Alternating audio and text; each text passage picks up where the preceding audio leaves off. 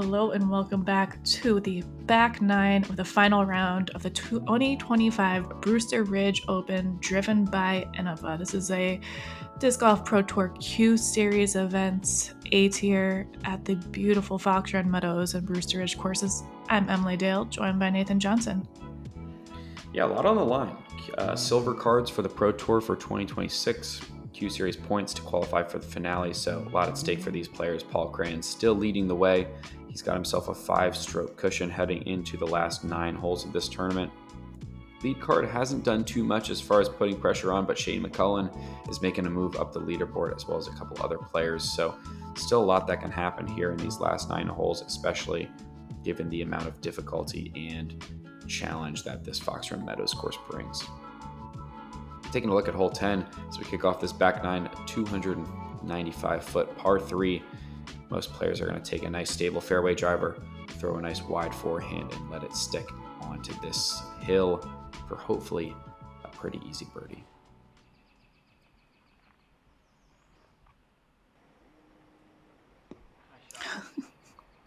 And that is a great shot there from Whit. Yeah, good distance control for him, good width.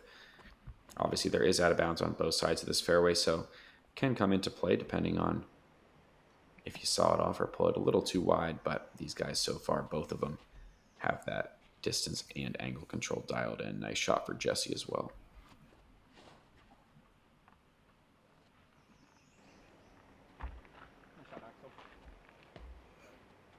Not surprisingly, this hole plays very similarly to hole 6 back on the front 9. And if you didn't watch that, just please go do that now. Pause. Yeah, I'll be here when you get back. Please go watch it. But very similar. Hole average, but also shot shape as well, with just kind of a chip hyzer around 300-ish feet. Yeah, and the scoring average is similar. Also, 2.55 average, second easiest hole on the course. Whit's got himself about a 25-footer for his birdie, able to connect nicely. Gets him back to even par for the round after a roller coaster start.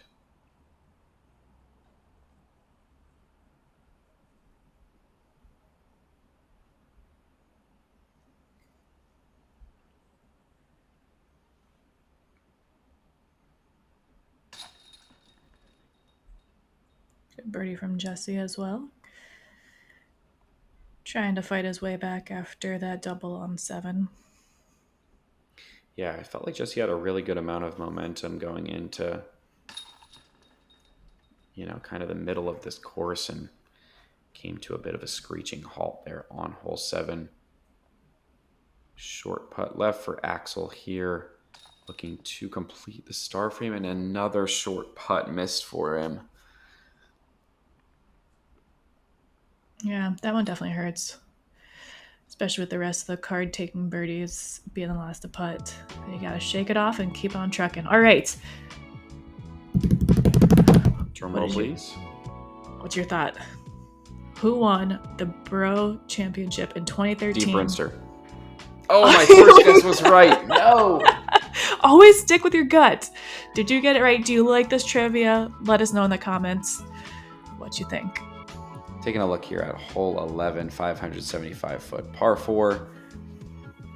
Most players are going to look to bite off a good amount of distance here to make this upshot as short as possible. They got to pitch it over the hill and down this slope with OB surrounding the green. So the shorter the upshot you can take, the easier it gets because you can throw that nice slow disc into the green and land it softly.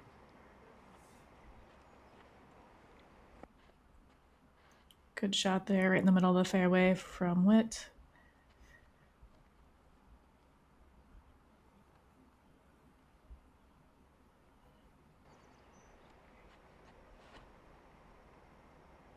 Jesse going big here.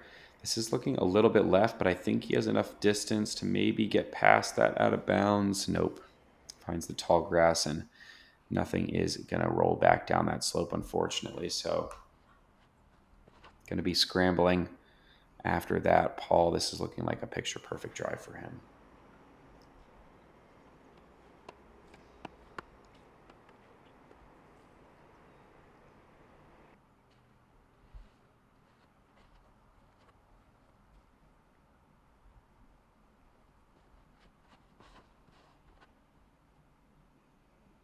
Axel going a little bit wider, which might pinch him a little bit, but that's a great shot.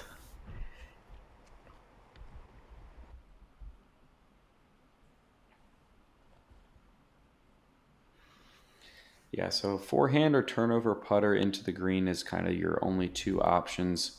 Whit pulls that one a little bit wide. It's tough to get the angle right as you enter the screen. There's a lot of kind of random trees that you have to dodge. Paul also pulling his a bit wide. That is the safer side to miss on, as that right side OB does come up fairly quickly. So here's what Axel's working with. So you can see it's kind of a steeper angle being over there on the right-hand side of the fairway, but he makes good work of it. It'll just be a long downhill putt with some scary OB behind. No big deal. And Jesse got way up here that he's just looking at a jump putt down the hill to try to save a par. Yeah, that is the benefit of the distance that he has. Just pitches up and has a short tap in for par. So should be no harm, no foul. These guys are probably not running these 60-footers downhill. Quite a bit of danger behind, although Paul looks like he wants to give it a go. Honestly, good result, though. Hitting the top of the basket, you never know where it's going to go. But thankfully, the flag kept it close for him. Safe.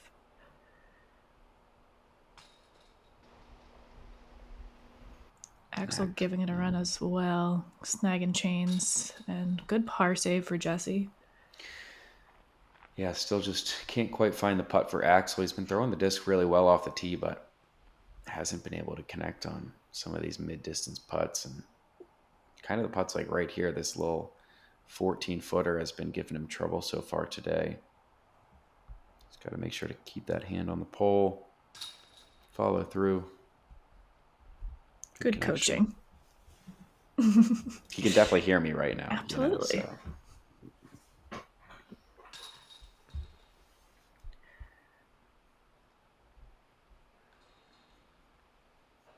Pars all around for the card there. Not too bad of a score on that slightly difficult hole. Heading into hole 12, the par 4 version of this hole. Playing from the short tee pad, players are going to look to lay up short of this out of bounds area for their tee shot, setting up a longer second shot in the 400-foot range into this green.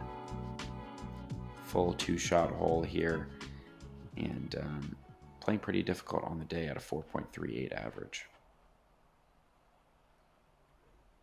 This is going to need to fight back a little bit for him. It's going to be a challenging angle from there for him to really attack the green with that wall of trees in front of him.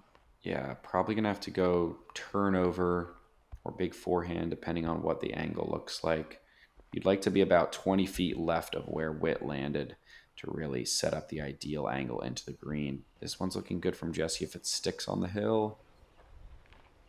Yeah, that should be okay.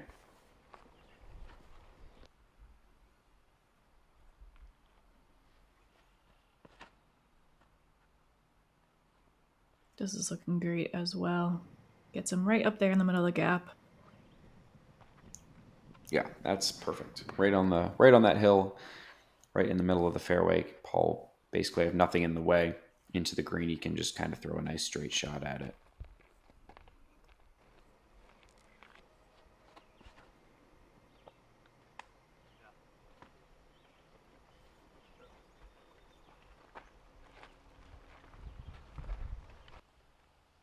That should be fine for Axel as well. His forehand here is a little scarier for Jesse because it's going to be carrying the OB for much longer than a backhand would.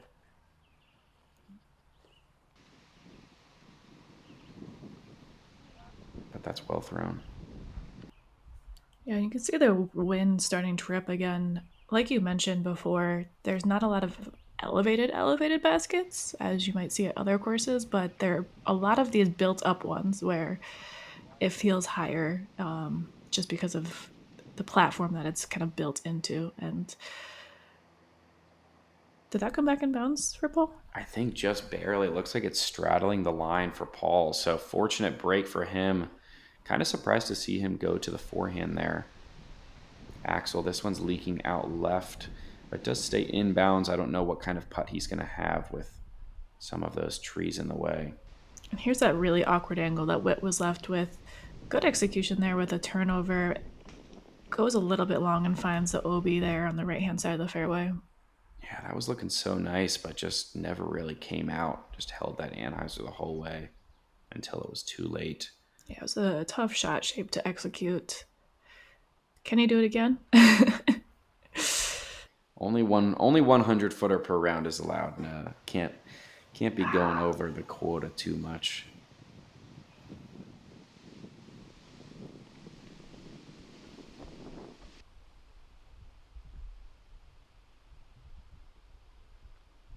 So this is a par save now coming back for Whit. Spins it into the headwind. Putt. Nice touch on that one to just kind of give it that little bit of float, a little bit of nose up angle, and just rode the wind perfectly. So here's a chance for Jesse to gain a stroke. And unfortunately cannot connect. He'll have to settle for par. Yeah, just another missed opportunity for Jesse. I think that's probably the third or fourth circle's edge putt we've seen him miss today.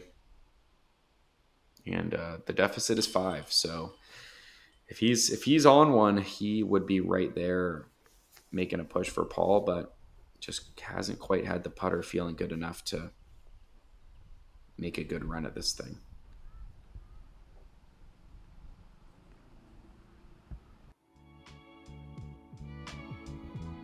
With that said, checking in, we have some hot rounds on the board. 5 under from Shane McCullen and Wyatt Mahoney. Yeah, making some moves. Shane still in a tie for 4th with a couple of folks.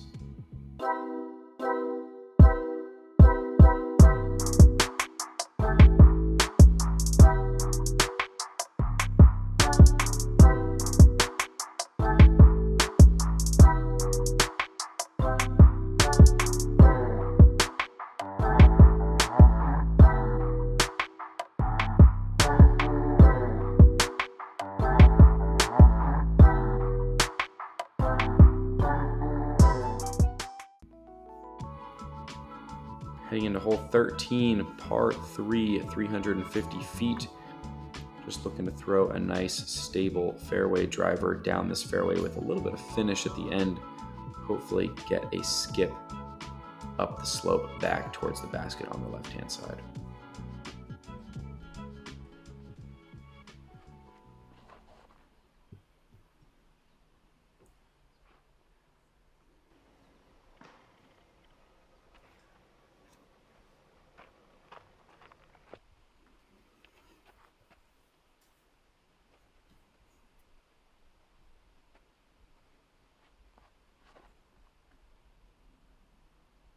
So it's looking like a good shape here from Jesse. Hopefully he can get some ground play into the basket. It'll be obstructed, but I think he should have a short look there.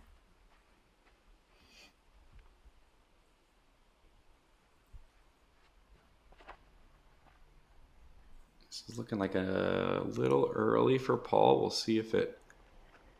Yep, kind of just right over there near where Jesse ended up. Gonna have a couple of trees in the way to navigate.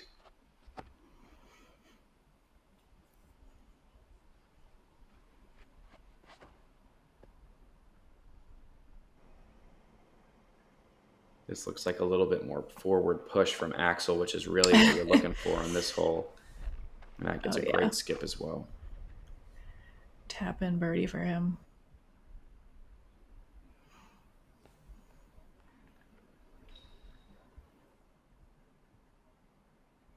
Kind of a trick shot putt here for Paul from the knee. Gonna look to spin it around this tree.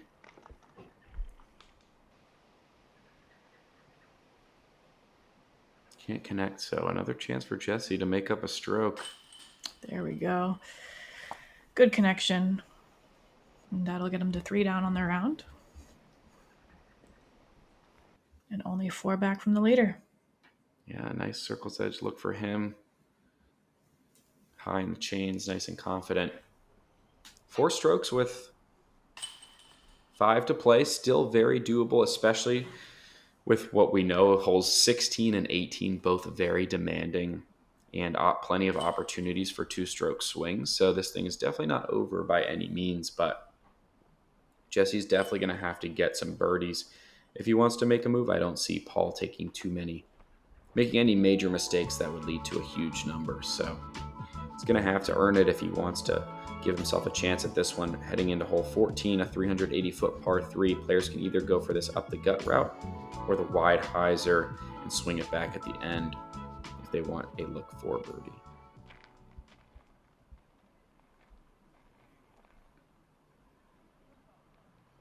Jesse definitely has the power to take something wide and skip in. Which looks like what he's doing here might be a little too high, though, and it's going to get caught up in those branches. Yep, just a bit too high. If you probably 10 feet lower, that might sneak through a little bit more. Axel looks like he's going for the straight at it line. This kind of needs to flip up a bit, though. Or get some tree love.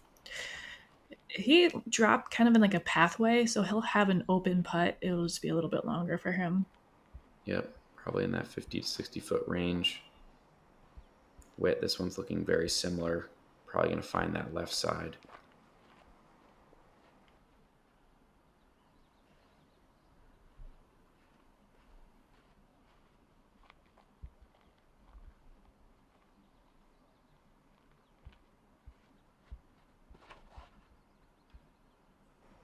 This is looking like a good angle here from Paul.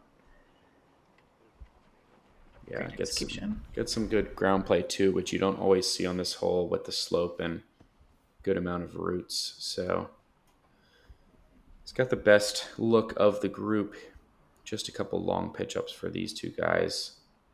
And we'll see here in a sec what Jesse's looking at.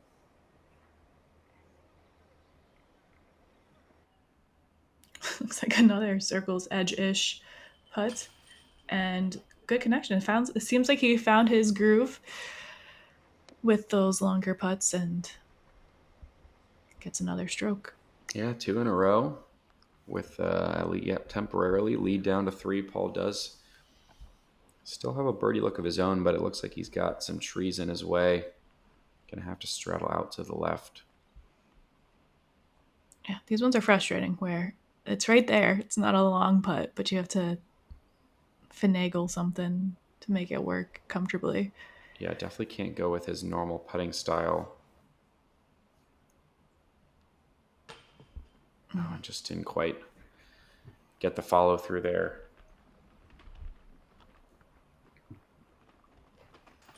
Yeah, so that makes things interesting here. We have only 3 holes left and a 3-stroke deficit.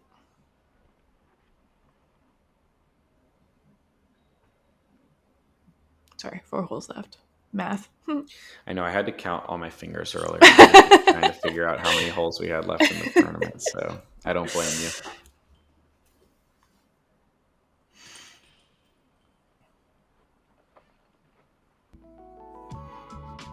Taking a look at hole 15, 315-foot par 3.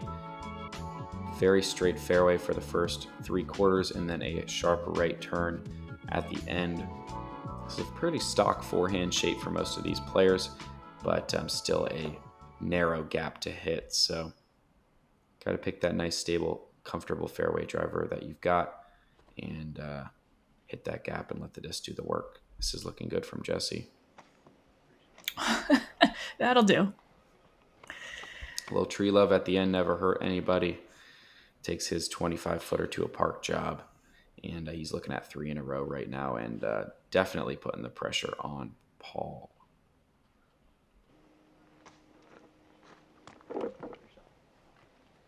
This one leaking a little bit long. Shouldn't be too bad there for Axel.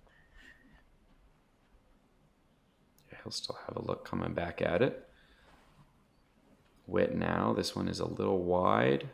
Hugging that side of the fairway and parking the hole. These players are making this gap look much bigger than it feels like in person. Yeah, this is definitely a narrow hallway. Probably no more than 10 or 12 feet across the entire way. So first 3 hit it, Paul, showing us that it is much harder than it looks. And now he's got to scramble to save the par and not lose more than 1 stroke with Jesse under the basket. That's a good recovery shot.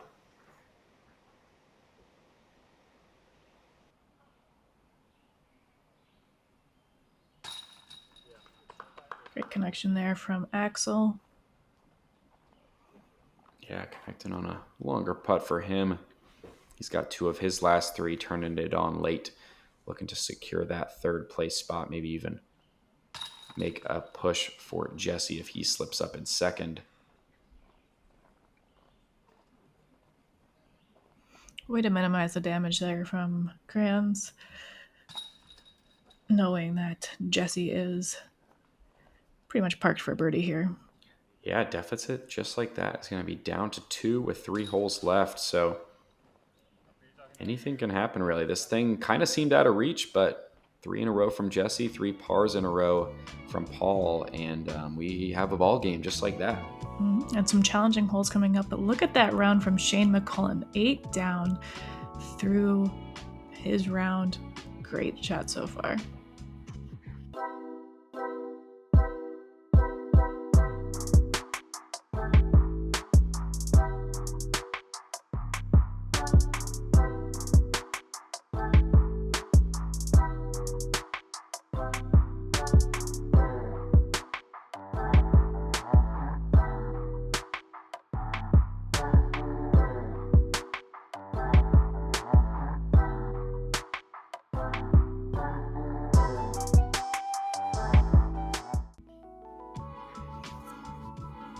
Things are getting interesting here as we fly over hole 16, 715-foot par 4. Objective here is you got to keep it in the middle. Anything off to the left or right sides of the fairway is most likely going to result in a pitch out because of this OB area that the drone just flew over. You're going to want to set up the big second shot into the green. This is a very demanding hole, obviously one of the most difficult holes on the course at a 4.85 average.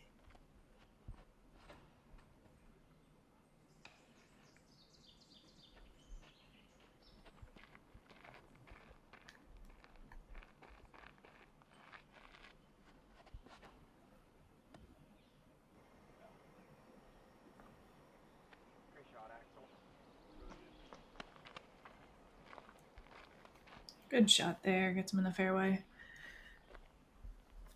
Yeah, nicely thrown from Axel. Jesse just had a great opportunity here to keep the pressure on, but pulled his tee shot quite a bit.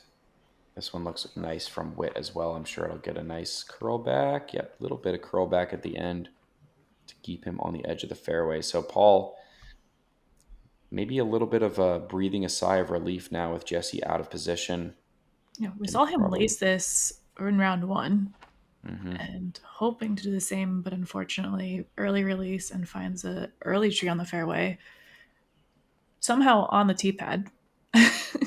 Actually a great break. Yeah. Just the best footing you're going to get on this hole by far is right on this tee pad, so he can pretty much just lay this one up. And yeah, that's a perfect layup. So back in position, will have a chance to save his par from there. Jesse really is just going to have to pitch out and try to get himself back into position to save a par. Looks like he kicked way right, so still going to have a lot to get through just to get back out. Great effort, though. Great shot there to get him back out into the fairway.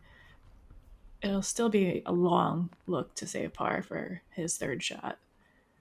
Yeah, and being on that right side of the fairway means he's got to kind of go with a bit of a turnover and just going to opt for the layup. That is an interesting decision from there, especially with the deficit being 2 right now.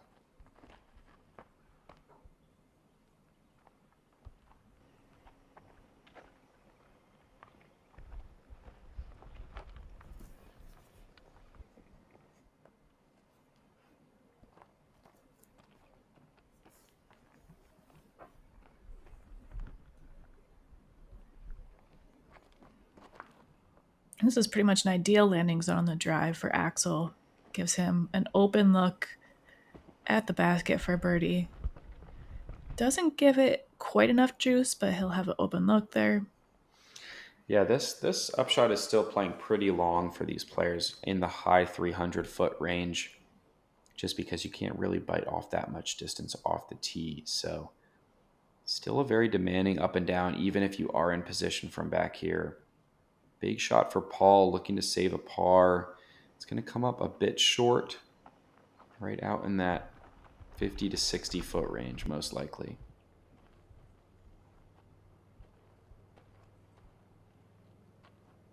So like you mentioned, it's still playing long. Jesse still has a lot of work to do. That means to try to save a bogey. Yeah, and this one looks like it's a bit too much hyzer. It's going to be fading out left. Oh, but no. Pushed straight pretty nicely. That's going to be a shorter putt than I was thinking based on the angle he released that on. Oh, a little annoying roll away, but not too much left there for a Whit. Yeah, big putt here for Paul. Got a chance at a par from about 50. Just high.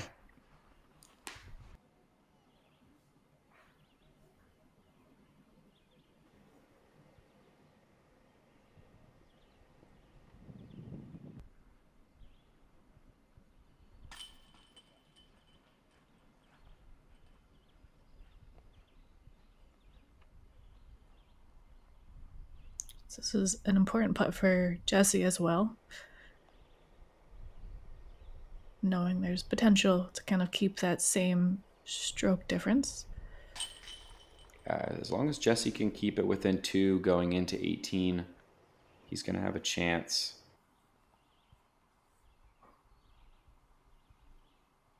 And with Paul basically next to the basket for bogey, it's looking like we're going to have the lead remain at 2 strokes going into hole 17.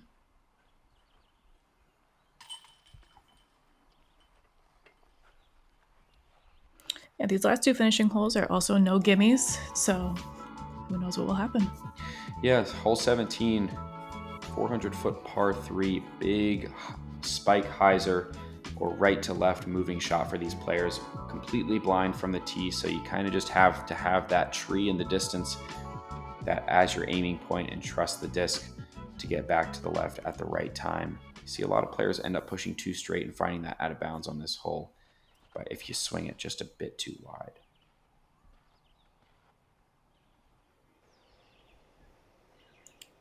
That was, come on, back in for him. I was going to say that was some terrible ground play for Axel. Thankfully, it does roll its way back into the fairway.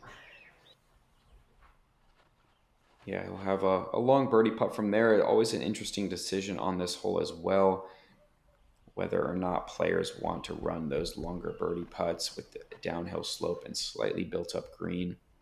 Whit swings that wide. That tee shot a bit too wide. He's going to find the out of bounds long.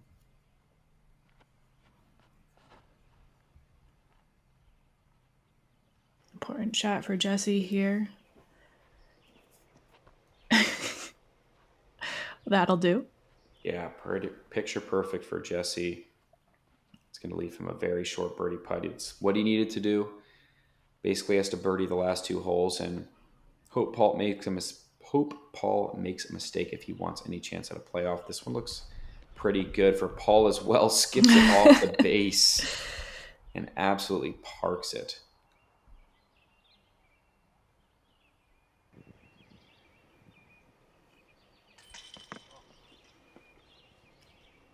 Whit giving that a run. Thankfully, it stays close and doesn't get legs there, which happens pretty quickly on these angled greens. Yeah, looks like Axel's lining this one up. Could be a dangerous putt. Just a bit off left side. Didn't quite commit to that one.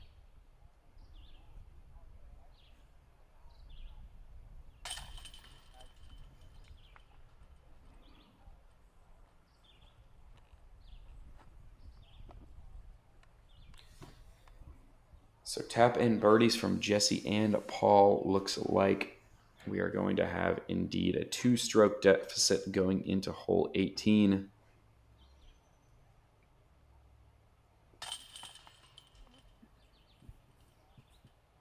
Going into this round, I would have been very surprised to hear you say that. Yeah. Looking at how clean Paul is playing, he just made some mistakes today, but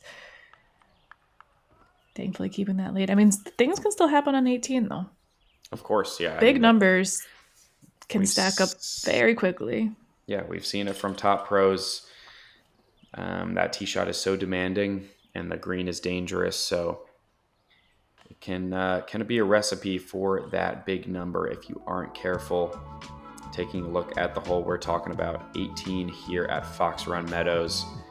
Big, wide hyzer over the OB on the right-hand side will hopefully land you anywhere down here at the bottom of the hill, most likely setting up the wide left to right moving shot into the green. Just so demanding. Tough to deal with this swirling winds that are inevitably out there on this hole, and to boot, you got the whole crowd of players, everybody who's already finished up watching you from the bottom of the hill and cheering you on. So a lot of pressure. Big moment for Jesse. He's got to put this one inbounds to start if he wants any chance of forcing a playoff or taking home the win here. Going big. This is looking great. That can just get down and check up.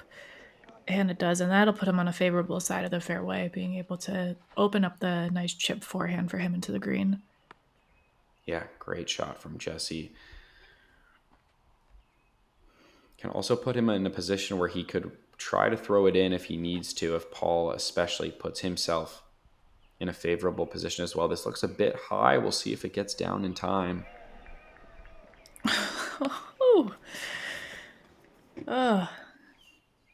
Living on the edge. On. Yeah, that was close. Much closer than I'm sure he would have liked. But the left side is the miss. You don't want to go OB right on this hole because then you're essentially re-teeing, making very little progress. This is a great shot from Axel. Just puts himself right in the middle.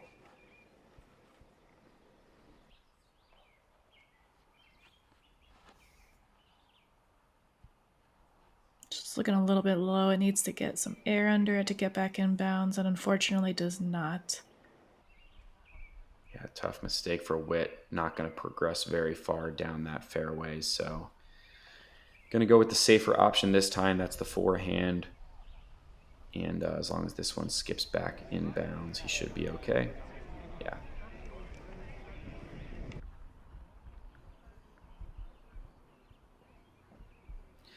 So at this point, Paul, being inbounds, just needs a par here to force Jesse to throw in. So just going to opt for the forehand here. Play it short. Most likely can just lay that putt up from there. And he'll, barring a miracle from Jesse Longenecker, is most likely going to be the champion of this tournament. Yeah, Jesse had a lot of opportunities out here today, but just couldn't quite connect on those. Left Paul with, I wouldn't say a comfortable lead, but I think he was getting nervous there heading throughout this course in the final round, but held on after having a really strong tournament overall.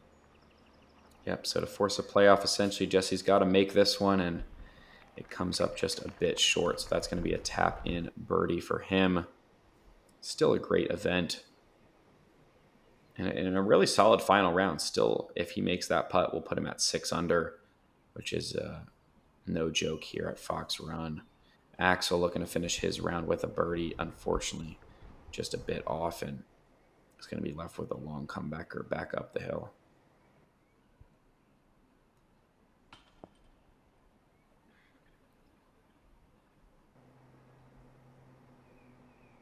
Looks like that one stayed close for him.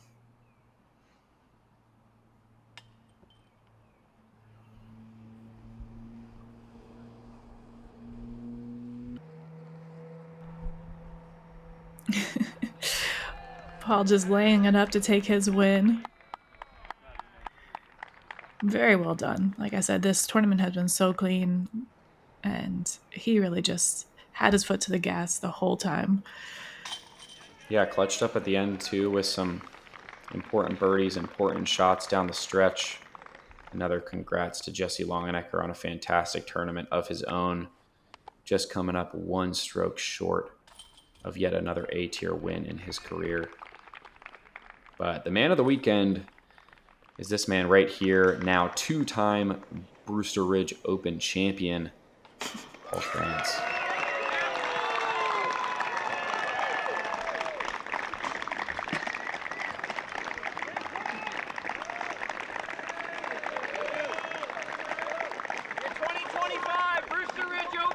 two-time Brewster Ridge Open champion, Paul Krans.